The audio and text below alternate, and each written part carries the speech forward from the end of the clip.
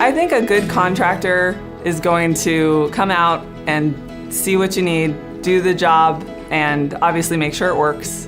And they're generally trying to just continue to get jobs and get work and so forth.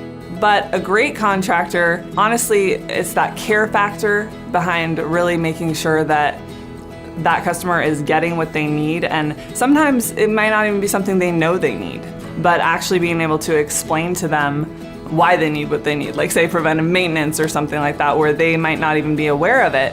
And we're gonna really make sure that they know, hey, you have a situation here with this could fail eventually, we should get this handled. We really have their back, we're looking out for them.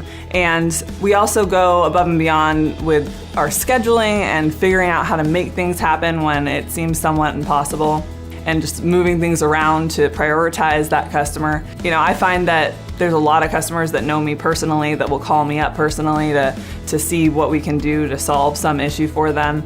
And we do get that idea that our customers know we are part of their team, and they have the cell phones of a lot of the management here and can call us anytime and get help, and they know they can.